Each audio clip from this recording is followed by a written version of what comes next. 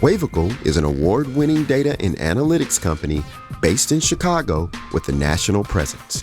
As a provider of award-winning cloud data, analytics, and AI solutions and services, Wavical combines deep technical expertise and industry knowledge with the proprietary automation tools to support the rapid shift to modern data architectures, real-time insights, and AI.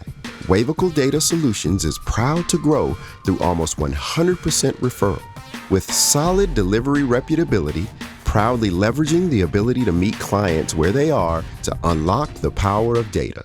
Wavical Data Solutions. Hello, I'm Dr. Beverly Wright, and welcome to Tag Data Talk.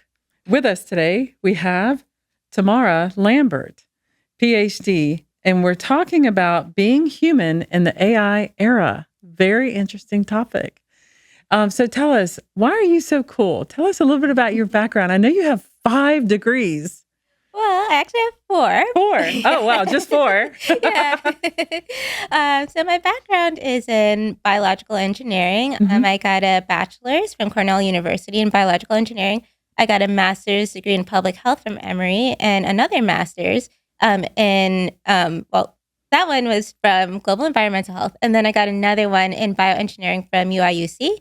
And then finally, I got a PhD in biomedical engineering from Georgia Tech and Emory. Georgia Tech and Emory, 2 places where I serve on boards. I love that. And so where are you today? So currently I am in Chicago. I'm doing my postdoctoral fellowship. Excellent. Okay, great. And we're talking about being human in the AI era. And you have obviously a really strong science background. So this is a really interesting topic, given that everybody's talking about AI right now and how it's going to make our lives so much better and do all these things for us and automate everything. But let's talk about when we talk about being human, is there a path of like what it used to mean to be human, and has that changed now that we have AI, or do we look at it the same way? I think that's a good question. I think it depends on what perspective you're looking at it from, whether you're looking at it from maybe an evolutionary versus a philosophical versus a religious perspective. I think that back then, or maybe I would say even today, we think about it more of, humans typically, have emotions, have the ability to reason, maybe can develop more complex structures in societies than perhaps animal species. But I think, that definition is definitely going to change as we have AI and gene editing technologies coming into play. Wow. So you think, okay, so let me make sure I'm understanding that first of all, there's dimensions of what it means to be human. You mentioned a couple, like biological, psychological, evolutionary. And so just what does it even mean emotionally, those kinds of things. And then secondly, you think that with AI coming into the forefront and being a part of our lives on a regular basis, that it could even change what it means to be human. Yeah. I think that with new AI technologies, one of the things that, I've been thinking about is Neuralink. For example, if you have a technology that you place in the brain, will you still have brain privacy? So, for example, would there be a possibility of one, chip in the brain signaling to another chip? So, therefore, would you not even be able to, conceal your thoughts anymore? So I think that once we start really integrating these technologies and we have that ability to, perhaps communicate, chip to chip, will you be able to have that thought privacy that we currently have? And so that's like one perspective in which I'm looking at it from. Fascinating. So give us an example. So someone that has some kind of paralysis and maybe their body actually works, but the neurons are not firing and not telling the leg to move, as an example. Would that be a chip-to-chip technology where those chips would talk to each other? I think I was thinking about it in more like, for example, not necessarily from improving or let's say, for example, someone who has already experienced injury, but let's say if it's someone who wants to improve upon where they are already. So, for example, if you're a perfectly healthy human being, but you wanted to augment yourself, could you, for example, place a chip into your body that could potentially speed up that processing in your brain so you can perhaps think faster, do things faster? But then at the same time, would you have that trade-off of, well, now you have this chip that is potentially reading your thoughts and is connected to the cloud. So then do you really have that privacy? And of course, chips and, various devices can signal to each other. So then therefore, would it be possible if one person has a chip, another person has a chip, could you potentially be sharing your thoughts via those chips? Yeah. So if I wanted to get to be a better pickleball player and I never want to miss a line shot, but if I could just see it coming a little bit faster, then what would that look like? I would have a chip to chip thought on being able to see things faster, being able to react faster. I mean, perhaps you could do that. You could use that to augment your abilities. But then at the same time, is there a trade-off to that? And I think that's a place where I'm looking at. Yeah, we can use these technologies to perhaps enhance ourselves above what we can currently do. But then if we do that, are we trading off something else that we also value? I see. Okay. And to your knowledge, has there been experimentation where these things have been effective, but still been able to keep private? So I don't know if it has gone that far, because personally I haven't, although I'm reading in that space, that was not my specific research area. But I think that these are, concerns that are being brought up. And so I think it's important that as we are developing, we think about, well, if we are going to use these technologies, what could potentially happen in the future and what should we mitigate for while we're developing these technologies? Yeah. And so there's a potential of kind of losing your thoughts, because it would be really convenient if somebody could just read my mind sometimes, right? And Yeah. so you lose the privacy of your thoughts. Another potential might be that maybe we become more reliant on the chip or the machine to help us make decisions or to do certain things. And once we become reliant, we sort of give up or don't want to worry about doing it ourselves. Is that a possibility too? Yeah, I think so. So, I mean, going back to what you were saying before, things like Neuralink can be helpful if someone, for example, has paralysis, and I think that's a good, use case of that. But then if we want to go beyond that and say, hey, what if I just want to integrate this technology just to make my life easier? There are a couple of, things that we have to think about. And one of those things would be if someone does not get this, augmentation, can they really compete with a human that does have this augmentation? I see. Yes. Okay. Okay. And so this is humans that get augmentation by machines. Are there other scenarios where the machines would get augmentation of human material, like organic material of some sort? I think that's a good question. I've heard of, to have to read into this further, I have heard of energy harvesting. So, as humans, we are generating human via metabolism. And if we have this, energy coming from humans, could humans be used to power machines? So perhaps machines can, benefit from humans in that way. And of course, we're also producing a lot of data. Can we use all this data that we're producing to produce better machine learning models? Is it possible that over time, like if we exaggerate and keep going and think about several years out and we start getting implementation of this and augmentation of that, and maybe I want to work on this, and next thing you know, I'm like bionic woman. Right. Like, does that change? Like, does that change our mind as well? Or does that change? Because so far we've been talking about the physical side of it, but what about our thinking and our cognition? I think that's a good question. I wouldn't say, I'm an expert on mind-body connections, but there are some. So I don't know if you've seen this, but there was a commercial that came out that basically showed a head being removed from a human because, let's say, the human's sick, but, the head is fine, and potentially putting that head on, another body, which could potentially be, a human body or maybe even a robotic body. But then the question is, given that we have our memories not just stored in our mind, but also in our bodies as well, would putting someone's head just on another body suffice? Like, would you have those memories to be able to function normally? And so I think that it's kind of crazy because we're going into this area where you could essentially become like, have you heard of the term called transhumanism? Tell me more. Yeah, so basically it's the idea that we can become better than human, right? And so you can do that, via these technologies. And so, like, are we getting into the area where we can perhaps, let's say, evade death almost, or, achieve some level of immortality. And so that's really kind of sci-fi. Yeah. I don't, as far as I know, I don't think we're there yet, but a lot of people are looking into ways to improve longevity. And so one of those ways in which, that was projected wasn't really, it wasn't received well yet. But basically, there was someone who's like a scientist thinker who proposed that idea as a video. And so the question is, would that even work given, that mind-body connection? And I would say at this point, I don't think so. But then again, science has pushed the boundaries before. So perhaps with enough work, we could get there. Well, we never thought we'd be flying, right? Right, I mean, that was exactly. like a dream, but now we're flying all the time. Yeah. So there's a couple of concepts that I feel like as humans, we tend to strive for and we can't reach them, but maybe with machines we could. Right. So as an example, you talked about perfection and youth. Those are two qualities and attributes that we are always wanting to Right. go after, and being stronger and better and smarter. So let's take perfection as a scenario here for a second.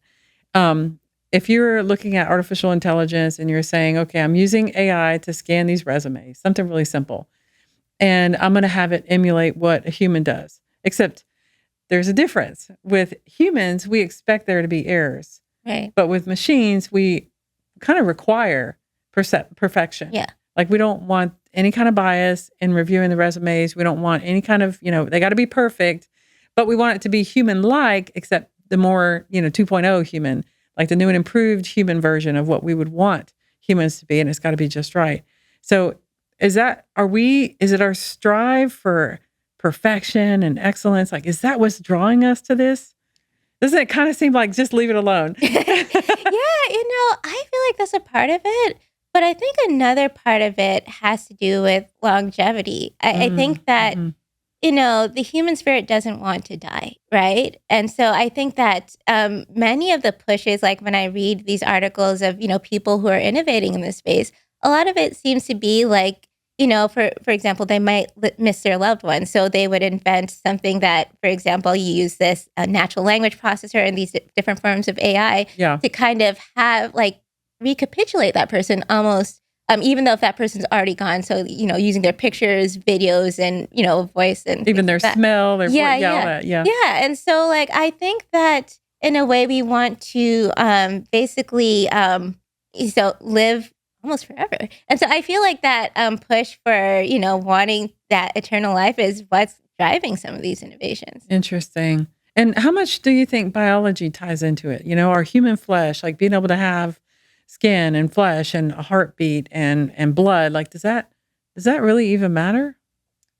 I feel like, okay, so from what I'm seeing, people are looking into various ways, whether it's using flesh, as you mentioned, or maybe not, maybe using a robotic body, maybe just uploading that consciousness to the cloud or something like that. People are even looking into that as well. Wow. Honestly, I feel like it's not going to be the same if you don't have flesh. I think that flesh is very much a part of our human experience. Really? Yes. Okay. So maybe in ways that we don't even know yet, right? Like there may be things about having flesh that we haven't recognized, and maybe they don't make mathematical sense. Like, well, Right. it shouldn't matter. It shouldn't, and perhaps it does. But we don't know that until we don't have it. Right. Interesting. Okay. So as far as what it means to be human, how do you think we'll see a shift, like post AI implementation? Once we become more, because I'm sure the chip in the hand is going to be very soon.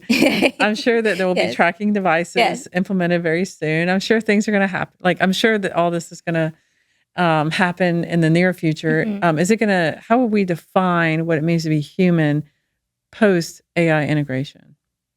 I think that is a good question, and I can't say I have a great answer. However, what I would say is this. I think that, as you mentioned, there's going to be, there's going to be almost, I don't know, a conflict between human 1.0, who we are right now, and human 2.0, that modified version of, using gene editing, using AI. I think that those boundaries are going to be pushed because there was some, legislation that I was reading actually in Chile that was talking about like how they are trying to protect those who either have mutations or alterations to their genome. And Hmm. so this is something that's really being thought about.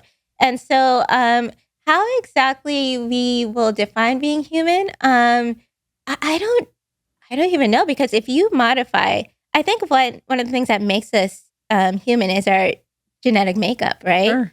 But if you have someone who has integrated, let's say, synthetic genome Right. into their genetics, are they still human? And is that going to pass on in some way? Right, I mean, over exactly. time, like, will that somehow get into the babies? Yeah, like I would say, like especially if you are going to do that to the germ cells, or the sperm and the egg, then that's definitely going to be consideration. Like what are Wow. we producing, Right. right? And so, can we say that if we do those things, would we still be human? I don't know. Yeah. Wow. These are some pretty interesting questions. So we don't really know how it's going to change, but we feel pretty confident that it's probably going to change Right. because we're going to start tampering. And so do you think there's a fear that instead of us being in charge of the little machines throughout our body, that the little machines in our body will be in charge of us? That is an excellent question. Honestly, I do believe that could be possible, especially if we are, making these machines to the point where they are, they have better processing than us. Maybe you can say they're even smarter than us. Would it be, instead of us using AI is using us, Yes. right? Yes. Interesting. And so, actually it goes back. So I don't know if you heard of Ray Kurzweil, but he basically talked about how he expects that nanobots will be in all of our bodies by 2030. And I don't know, about the timeline or anything like that, but I do think that's an interesting question. Like, if we do have nanobots at some point in the future in everyone's body, as you said, it would that have control over us, because after all, it knows, it can pick up any information. Like, basically, it probably knows more about you than you. Mm-hmm. And so at Mhm. that point, if something knows more about you than you, is it in control? Yeah. And is it anything I can do, AI can do better? Like, are there things that AI really can't do that humans can do? I mean, would you think?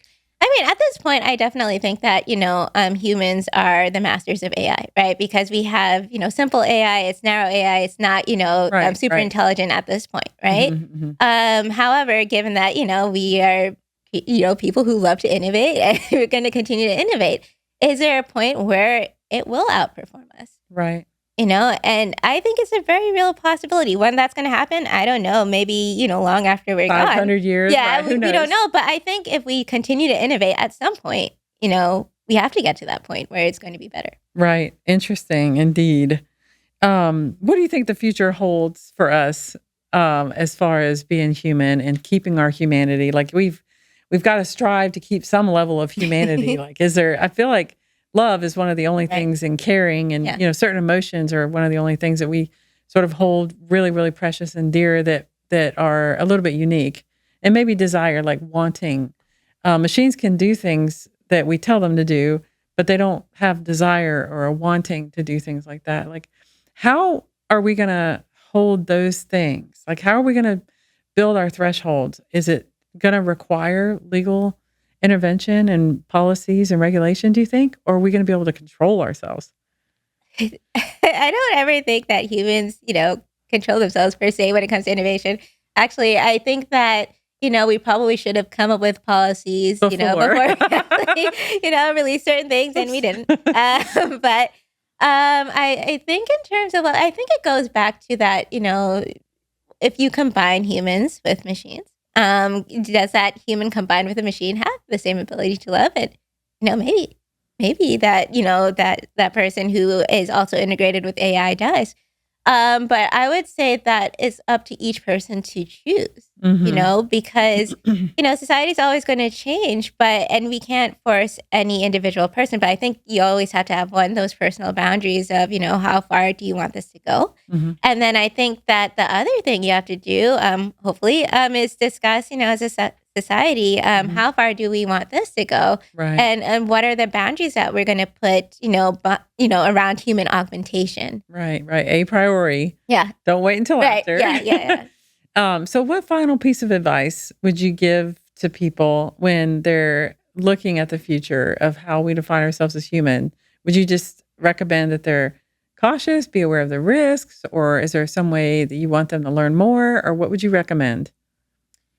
Um, I think first people have to be aware that this is happening. And, I think many times we just kind of go with the flow and in hindsight think, oh, well, maybe we should have thought about that, right? So I think, actively thinking about and talking about these things is very Right. important. And I think like once we really get those conversations going, then we can start deciding, okay, well, what are our boundaries and our limitations that we want to have? And I think, also, I would say, although I did value my education, one thing that I would like to have seen more, which we don't necessarily do, we have some component there, but I do think that we should talk more about ethics, in the Yes. scientific community. Like many times we focus on the development and, we have a lot of great advances, but we never think, okay, well, what about, 10, 20 years down the line? How can we really put some guardrails around so we can, protect and, behave and do things in an ethical manner. Excellent. So focus on the ethics. Think about what you're doing. Be deliberate. Yes. Learn more about it so that you're not blindsided. Right. And don't just go with the flow. Like, really consider what you're stepping into. Yes. Excellent. Thank you so much to Tamara Lambert for talking to us about being human in the AI era.